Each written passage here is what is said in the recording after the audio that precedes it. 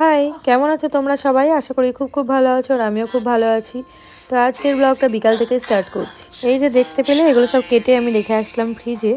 এখন যাবো ওয়ার্কআউটে, দেন এসে এগুলো খাবো। তো আমি প্রথমেই চলে গেছিলাম দিদির বাড়িতে, তো দিদি আর আমি একসাথেই গেলাম।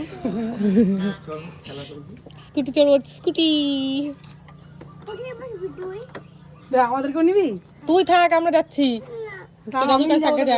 আমি নিয়ে যাবো তোকে সামনে, তোর চাপ নাই, তোর বাবাকে লাগবে না।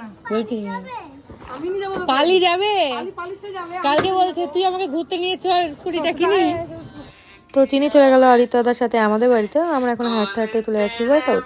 আগের বছর অবধি প্রচন্ড ব্যস্ততার মধ্যে কেটেছে, কিন্তু এই বছরের প্রথম থেকেই আমি ঠিক করেছি যে 1 ঘন্টা নিজের জন্য আলাদা করে রাখবোই। টাকা পয়সা ইনকাম করে কি হবে যদি শরীরটাই ফিট না থাকে? অবশ্যই টাকা ইনকাম করা জরুরি, কিন্তু তার সাথে সাথে শরীর ফিট থাকাটাও অবশ্যই দরকার। তো বেরিয়ে চলে গেছিলাম ঘুগনি খাওয়ার জন্য। চলে এসেছি আমরা ঘুগনি খেতে। কি বসতে হবে? স্পেশাল ঘুগনি। কি হলো? তাই তো, ফুটপাত তো ভেঙে দেবে। তুমি সরে যাবে একটু। তোমার কোনো ব্যাপার নাই, তোমার তো স্থায়ী না, যেখানে সেখানে বসলেই তো হবে।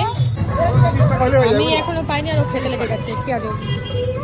তো এই যে বুড়ো স্পেশাল নিরামিষ ঘুগনি, খেতেও হেভি টেস্ট, দেখতে তো আরও ভালো লাগছে। বিকেলবেলাটা আমাদের ভালোই কাটে, মানে আমার আর দিদির। তো বিকেলবেলায় রাস্তার লোকজনও দেখা হয়, এই গল্প আড্ডা আর কি তো আছেই সাথে। তো এইসব করতে করতে চলে আসি বাড়ি। তোমরা ভিডিওর প্রথমেই দেখলে এগুলো আমি কেটে কুটে রেখে গেছিলাম। তো এইগুলোই আমি এখন খাবো, দেন খেয়ে চলে আসি পড়াতে। বাড়ি এসে আমি একটা জিনিস খুঁজছিলাম আর পেয়ে গেলাম এই যে কলকার কাগজটা।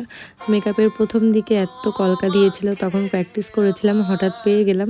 অনেকেই মেকআপের ব্যাপারে জিজ্ঞেস করেছিলে। হ্যাঁ, এখনও চলছে মেকআপের বুকিং।